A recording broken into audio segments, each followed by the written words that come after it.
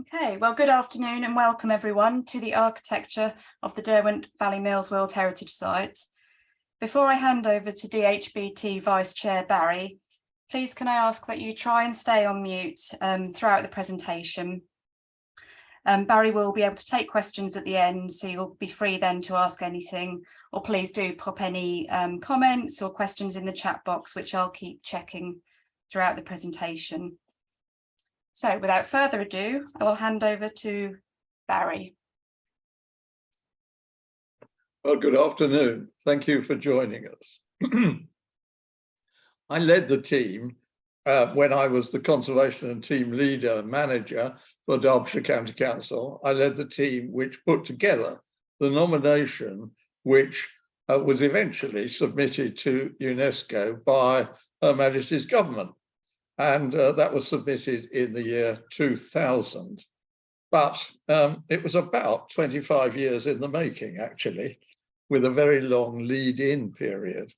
I was present when there was a meeting between the Duke of Devonshire, the former Duke of Devonshire, Andrew Cavendish, and the then county planning officer, Harry Cowley, at Derbyshire County Council, when they were discussing the need to get universal endorsement of the importance of Cromford Mill, because the Duke was president of the Arkwright Society. The Arkwright Society had purchased the mill in 1978, I believe. And at that time, although people informed about industrial heritage knew of its importance, that wasn't a large number of people. And in fact, it was going to be necessary for the Arkwright Society to secure very large sums of money to restore what then was a real wreck. So it was important to somehow strategically find a way of getting an endorsement generally accepted by the world for the importance of Cromford Mill, and that's where the thinking began. Obviously, getting onto the World Heritage List was a way of doing that, and at that meeting, that ultimate target was established, but it was going to be a long, hard slog. But anyway, we did eventually put together a convincing case, and UNESCO sent an assessor to the Derwent Valley to judge whether our management plan was acceptable. Now, the nomination in the end was much bigger than just for Cromford Mill. It ran from the Masson Mill in the north to the Silk Mill in Derby in the south. We had to establish a partnership of all the local authorities in which those sites lay. And so that was a partnership of Derbyshire County Council, Derby City Council, Derbyshire Dales District Council, Amber Valley Borough Council, and a little bit of Erewash Borough Council. Sadly, no money comes with addition to the UNESCO World Heritage List. So those local authorities had to bear the cost of managing this complex World Heritage Site, and they still do. We eventually were able to take the nomination to the 24th meeting of UNESCO's World Heritage Committee, which met in Helsinki, in a very cold Helsinki, in December 2001. That was a terrifying experience, actually. And when a slide, a photo slide of Cromford Mill was put up on the enormous screen in the Alvar Aalto hall in Helsinki, in which the meeting was held. It looked terrible. My heart sank to see a photograph of the then unrestored Cromford Mill looking quite so terrible, quite so large. But fortunately, the presenter was an industrial heritage expert, and he confidently said, of course, there could be no doubt about the addition of this seminal building in industrial heritage terms. So I got a little bit more confident then, and eventually the nomination was agreed. There are some quite funny stories about that, which I might tell at the end if we have time. When it was announced by the UK News, initially it was called the Derwent Valley World Heritage Site, but the news people, when they presented it on television, showed images of the Derwent Valley in Yorkshire. So we actually changed the name to the Derwent Valley Mills so that it was much clearer that it was about an industrial site. A key figure in all this, I have to say, was Dr. Christopher Charlton, who was the man who bravely persuaded the voluntary group, the Archive Society, to buy the Cromford Mill when it was still a wreck. So full tribute needs to be given to him. Without his enthusiasm and determination, there would not be a World Heritage Site. I'm delighted to say that the Archive Society and the Belpham North Mill Trust are now working closely together, and together with hundreds and in fact thousands of owners of property within the World Heritage Site. It's a very complex site and very challenging to manage it. One of my biggest challenges after inscription was to get everyone to sign up to one logo, which we could use throughout the entire 15 miles of the site. And eventually we did manage to do that. Well, the talk about the architecture of the Derwent Valley Mills is actually a recorded film, which cuts out my ums and ahs. So that's rather a good way of making it a lot more presentable to you. But at the end, as Lucy says, I will happily answer questions. I'm afraid there's going to be another short introduction by me in the film, so but it's only a short one. So Lucy, if you could start it rolling, please. Yep. Here we go. Hello, my name is Barry Joyce, and before I retired, I was the conservation manager at Derbyshire County Council, and I led the team which put together the nomination to put to UNESCO for the Derwent Valley Mills to be added to the World Heritage Site. I hope you enjoy this presentation. The World Heritage Site consists of 15 miles of the Derwent Valley, from Matlock Bath in the north down to Derby city centre. So I'm going to take you on a whirlwind tour, concentrating on images rather than attempting to give an account of the development of the industrial process. My title is The Architecture of the Derwent Valley Mills World Heritage Site, but of architecture with a capital A, there is very little. However, there are several buildings within the World Heritage Site which influence the development of building types. And the first is the silk mill in Derby. This is where the story starts chronologically, the 5-story silk mill of 1721, built by the Long brothers using technology from Italy. Essentially, it's a brick skin to a huge machine. Sadly, the doubling shop collapsed in 1880 and the mill itself burned down in 1910. What survives of the original mill is now just a row of massive stone arches that used to provide the foundations of the eastern side of the 5-story Italian works. And they can be seen in the next 18th century engraving. Another survival is the fine ironwork of Robert Bakewell, commissioned in 1725 to produce these prestigious gates, which used to command the bridge leading to the island in the Derwent, on which the Italian work stood. A wonderful painting of about 1725 demonstrates better than any description how overwhelming the scale of the silk mill was in the Derby of the 1720s.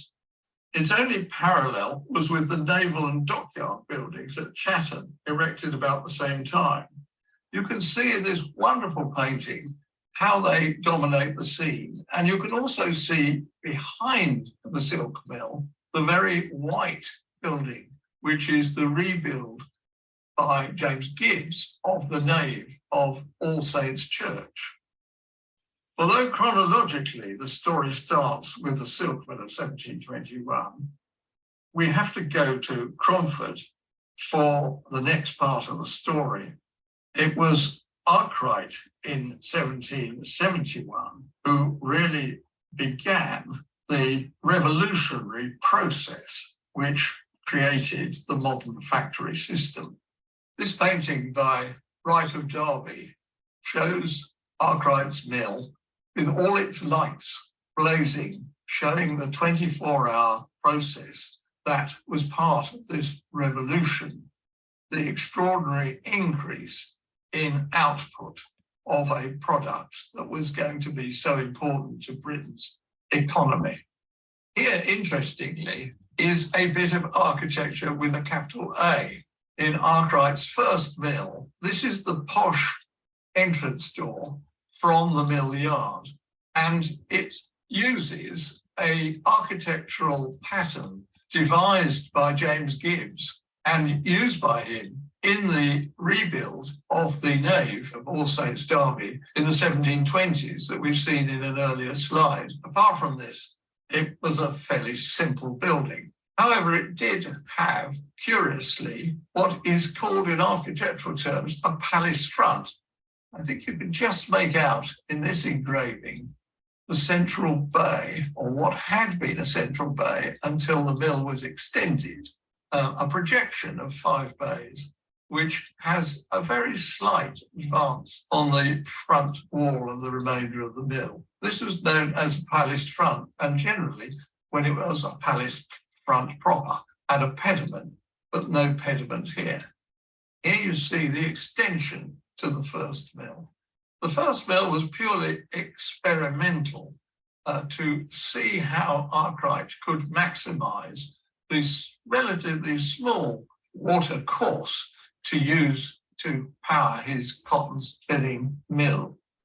As I've said, the first mill was experimental, and 5 years later, Arkwright built his second mill, which put into practice the findings that he gained from his first mill.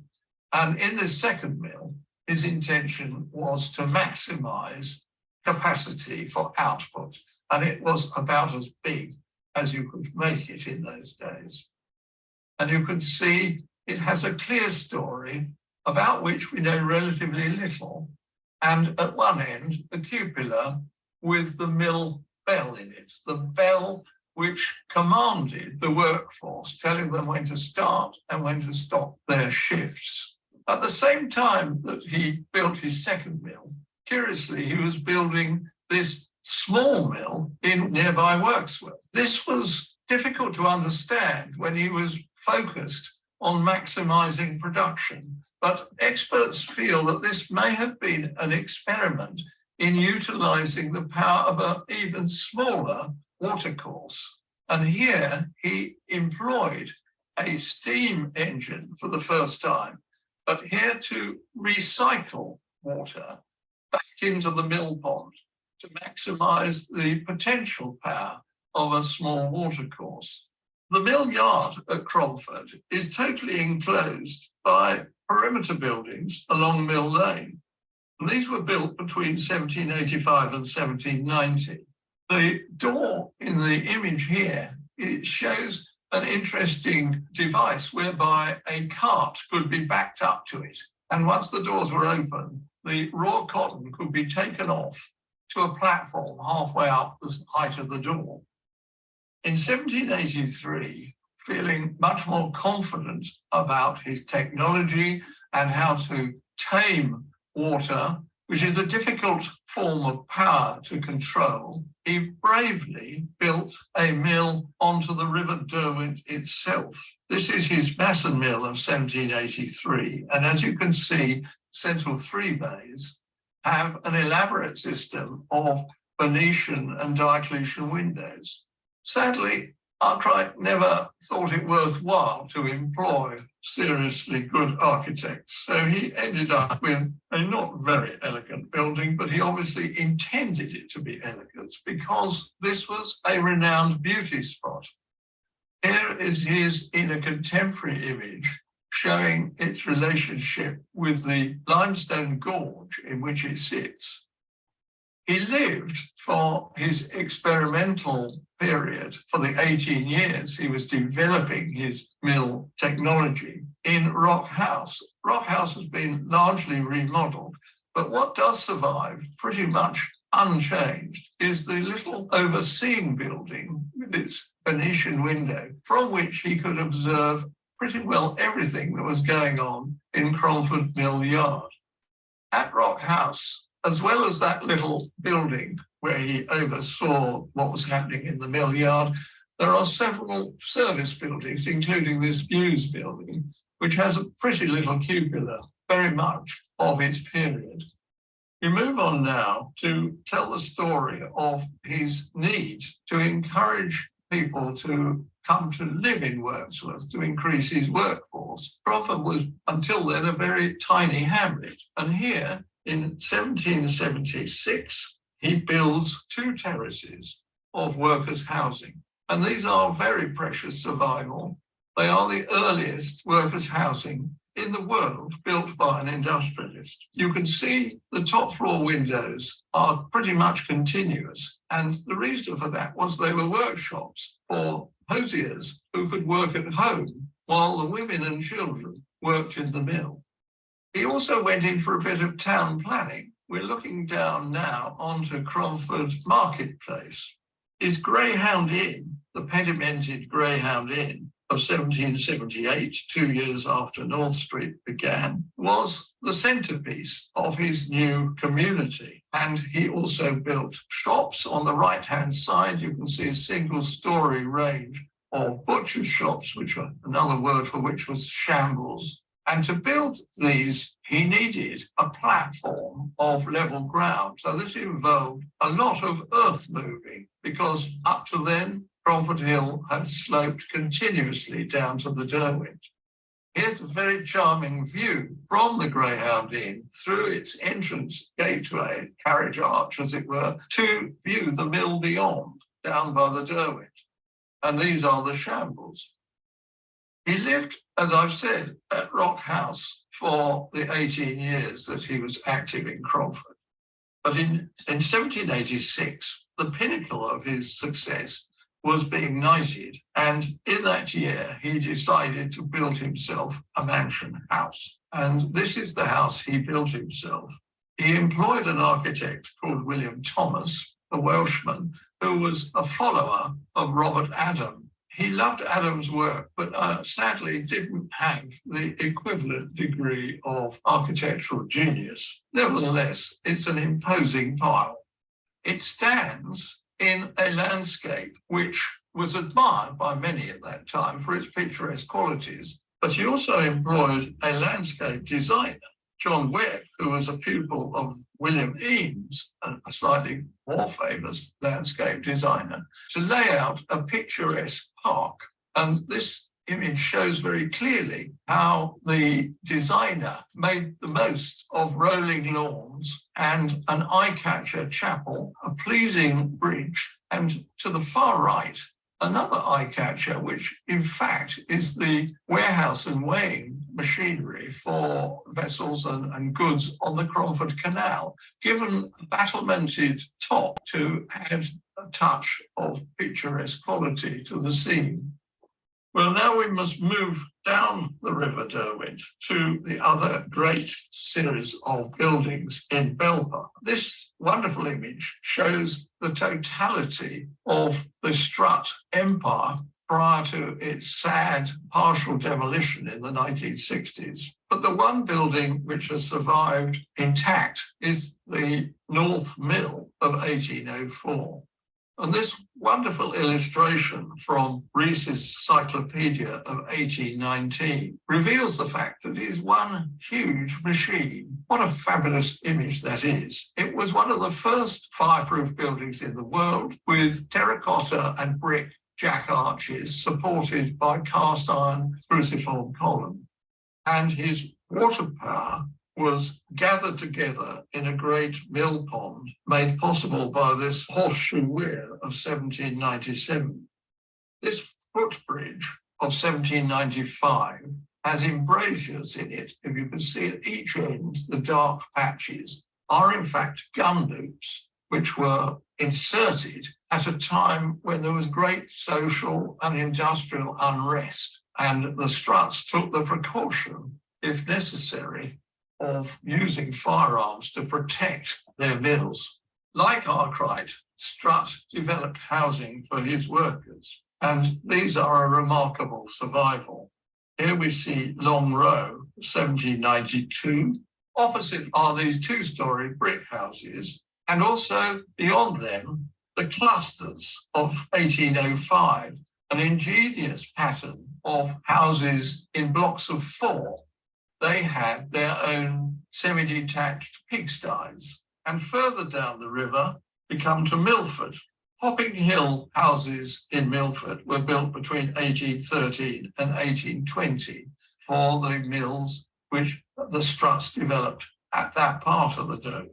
In addition to the housing, the Strutts developed their own farms. Here we see 2, Dally Farm and Crossroads Farm. And for these farm buildings, they employed knowledge they'd got from their processing of cotton to use for the processing of agricultural products. So they're particularly interesting typology of farm buildings. Moscow Farm reveals its date by its name. And finally, we come down the river to the edge of Derby at Darley Abbey. The Boar's Head Mills, developed by the Evans family in 1789, are a remarkable collection of buildings that survive almost in their entirety. And it is a great treasure of the World Heritage Site. This terrific image shows the attic space, which was used as a schoolroom. All the timber work is lined in metal plates, and this was done in the 1820s to fireproof the building. Here we see the Boar's Head Mill complex in its relationship to the River Derwent. Finally, we come to an interesting social aspect of the mills and their development, because Belper, Cromford and Darley Abbey were tiny settlements which were given much greater population because of the industrial processes. And so these were new settlements in terms of their size. And the Anglican Church at that time was getting very concerned at these new industrial communities being unchurched in terms of their own Anglican tradition. This was part of the social anxiety of the time, where there was a lot of social unrest in Europe in particular. And so the Church of England was given a grant to plant new churches in these new industrial settlements. The style of these churches is generally called Commissioners' Gothic, an allusion to the Church Commissioners. St. Peter's Belper by Matthew Habersham of Derby is seen here without its wonderful spires. Here we see it in its original state. Habersham was an interesting architect who built significant buildings in Derby, but also the Anglican Cathedral in Jerusalem. Here, St. Matthew's Darley Abbey by Moses Wood of Nottingham. All these buildings were a response, as I say, to an establishment unnerved by social unrest, and it was felt essential to provide Anglican pulpits from which obedience to the established order could be preached. Well, that was a very fast trot down the Derwent Valley, and I'm afraid only gives a sample of the extraordinary range of interesting and innovatory buildings which can be seen in the Derwent Valley Mills World Heritage Site. I hope you will enjoy your visits to the World Heritage Site, looking out for these further buildings of interest. Thank you very much for watching this.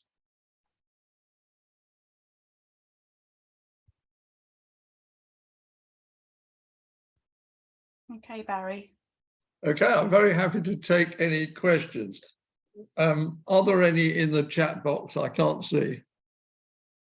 No, nothing at the moment, but if people want to write in or they can unmute themselves to ask, that's fine. Well, in the meantime, I'll tell the funny story about what happened at the UNESCO meeting in Helsinki. As I said, it was a nail-biting experience because not everything that is nominated does get through.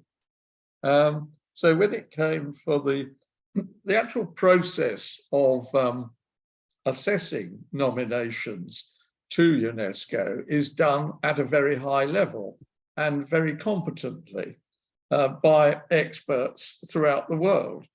But when it comes to this last stage, the only people who can speak at the meeting are the ambassadors to UNESCO. And the ambassadors are generally politicians and generally pretty ignorant about their cultural heritage or the cultural heritage of the nominations which are being presented. So you do get some utterly stupid comments being made at this last stage. In order to speak at the meeting, the ambassador has to press a button which lights up a red bulb on his desk, and then the chairman can invite him to speak.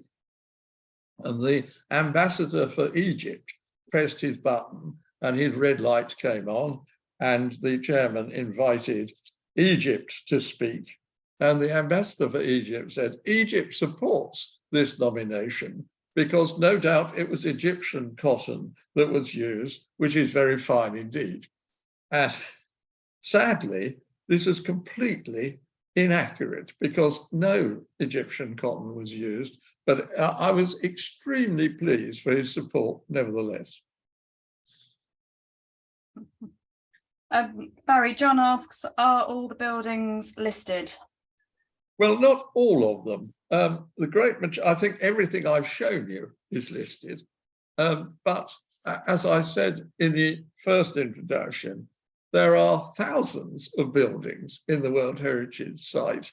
And even many of the unlisted buildings do have some significance in the story of this very early industrialization.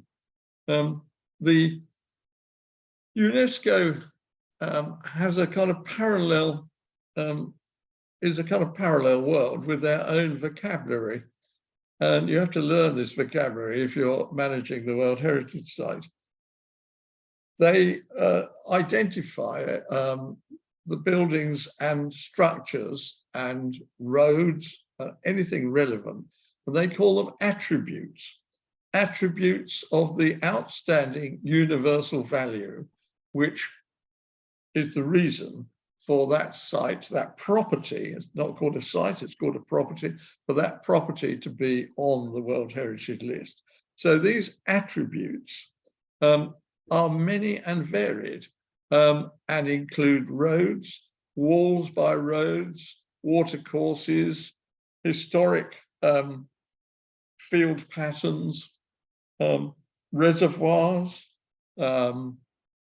There's a target wall in Belper, which was used by the volunteers who were going to see off Napoleon's army.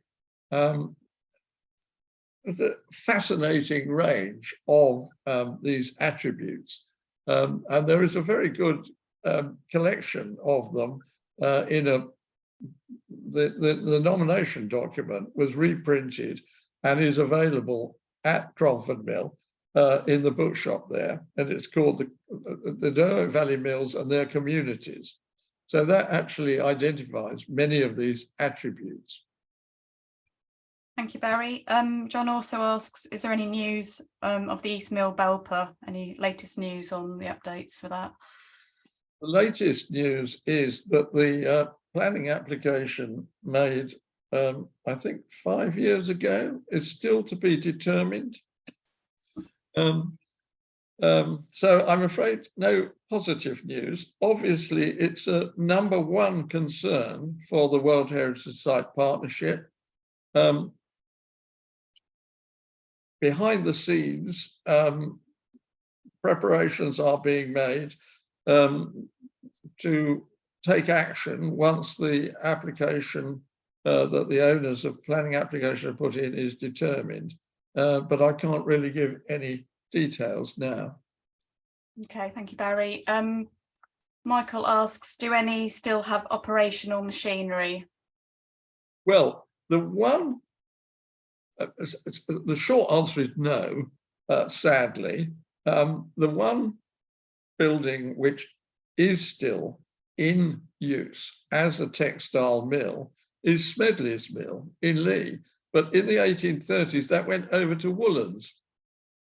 And the machinery there is state-of-the-art, high-tech, 21st century machinery, which can knit a jumper or even complicated things like gloves with no joins at all, linked to a computer program.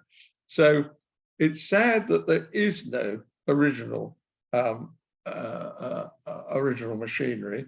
The North Mill Visitor Centre did have an example of a water frame, but you may know that has sadly had to be closed for the moment because the annual grant provided by Amber Valley Borough Council could not be continued. And so ultimately, it is intended for there to be examples of the machinery, both at Belper and Arkwright. This is a heritage visitor destination in the making. It's by no means complete. There are 2 major buildings at Cromford Mill which have yet to be restored. And the whole business of what's going to happen to the North and East Mills is unresolved. It's of a huge scale, this kind of problem. I was involved with the rescue and restoration of Buxton Crescent. Well, that took 30 years to sort out. And I'm sure I shall not see in my lifetime, as I'm now 76, I shall not see the completion of the provision of proper comprehensive interpretation of the World Heritage story in the Derwent Valley. Helen asks an interesting question, Barry. How secure is the World Heritage status? Well, that's a difficult question to answer. It is not absolutely secure, I have to say. Some planning applications which were considered to be damaging to the setting of the World Heritage Site have been approved. The most damaging being approved by the government after a planning inquiry when Amber Valley Borough Council refused it. Seeing as this is the government's World Heritage Site, that doesn't bode well really for the future. But at the moment, the plight of the mills at Belper is not on UNESCO's radar, to my knowledge. I think once that is known by UNESCO, they will be very concerned, and it will be closely monitored. Now, if there is not a satisfactory conclusion to that, or if there are any other damaging planning developments, we could well be put on the UNESCO World Heritage Site in danger list. And that was a precursor to eventually Liverpool being removed from the World Heritage List, as you may have read. There is another major threat to a UK World Heritage Site. The Stonehenge World Heritage Site is in danger because the government is planning to build a dual carriageway through that World Heritage Site, only part of which will be in a tunnel. UNESCO have already advised that that would be very damaging to the World Heritage Site and by implication could lead to its removal from the World Heritage List. So a difficult answer, a difficult question to give a firm answer to, I'm afraid. This question from Andrew is connected in a way, Barry. Are there any concerns about the proposed high-rise developments in Derby having an impact upon the World Heritage status as they are so close to the silk mill? Well, there's a new application in, isn't there? And it's not been assessed to my knowledge yet. And I haven't looked at it in detail. I do sit on the advisory board now. But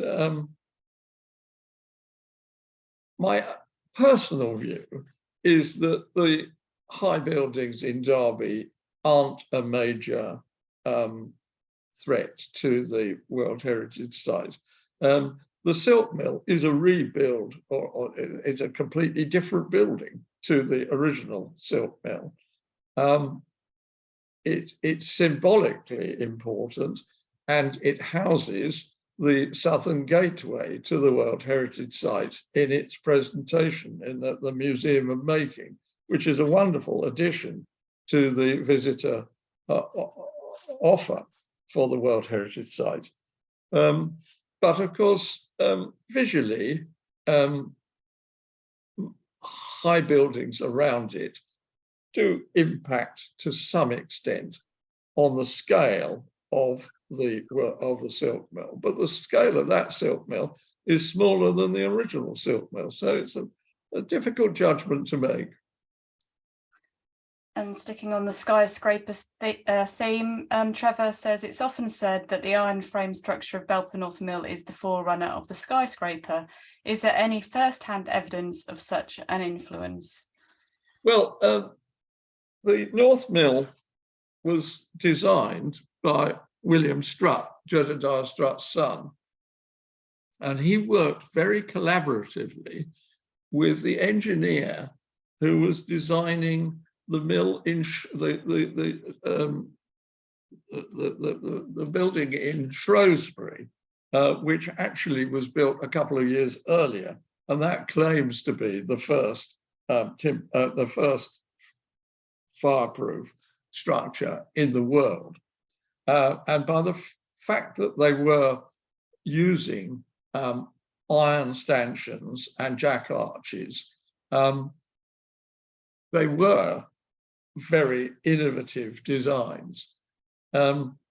It's stretching it, I think, slightly to say they're the first forerunners of the skyscraper. It's true in as much as then in the United States,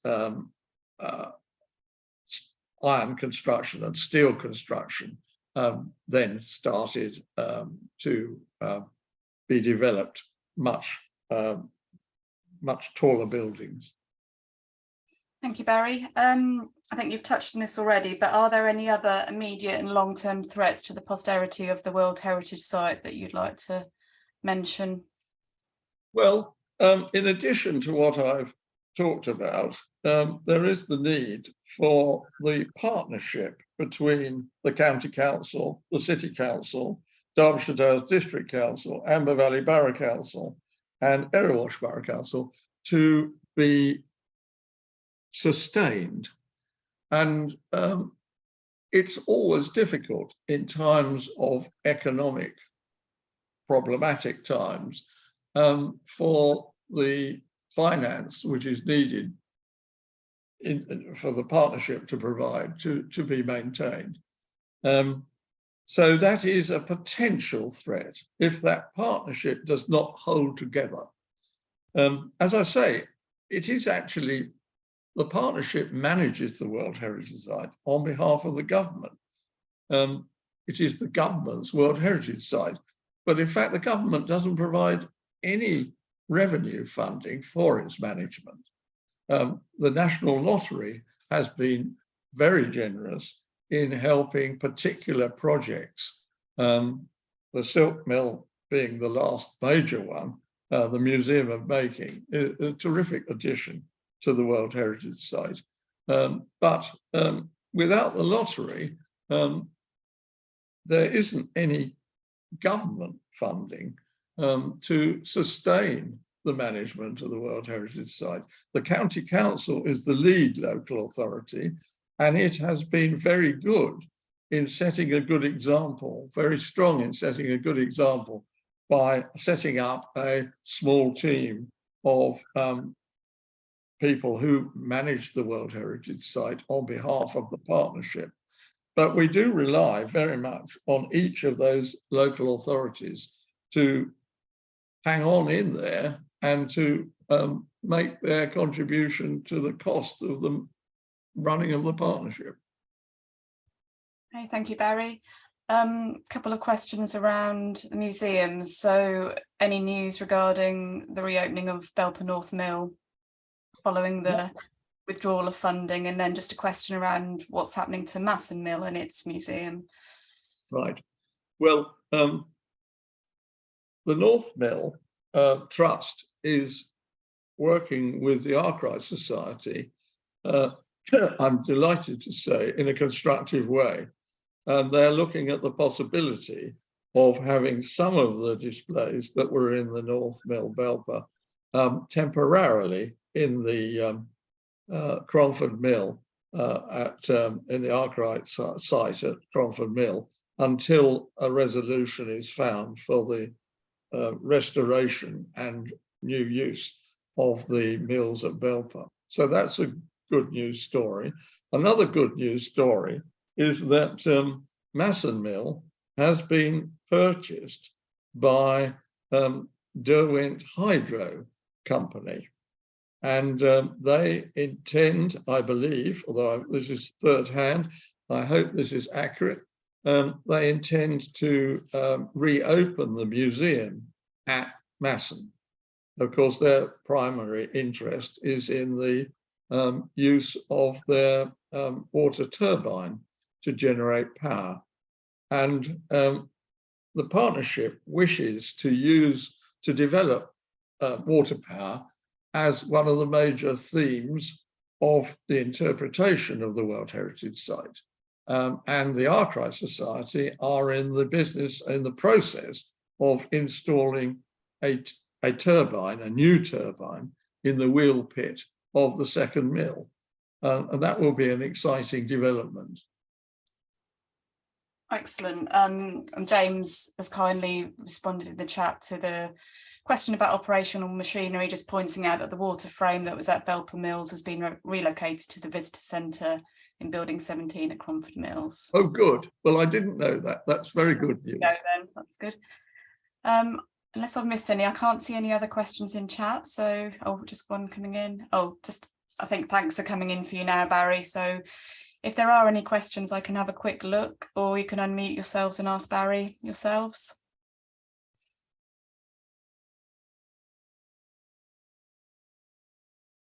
I think that's probably it, Barry. So okay. Well, just my thanks to everyone who joined in. I hope you've enjoyed it, and I hope you'll enjoy seeking out more of the delights of the Derwent Valley Mills World Heritage Site as you visit different parts of it up and down the Derwent. Barry, I have just got one more question. Do you know if the aqueduct will be reinstated at Cromford Mill? As far as I know, the Arkwright Society intend to reinstate the aqueduct. They know where the parts are, and it is technically possible to do it, but it will be very expensive. And one hopes that ultimately they will be able to find the money that's needed to do just that. Excellent. Well, that's a great ending to the presentation. Thanks again, Barry. Lots of lovely messages coming in for you, so I'll record all those and hope to see everyone at the next presentation or visit. Thanks, everyone. Thank you. Goodbye. Goodbye. No, she can't open the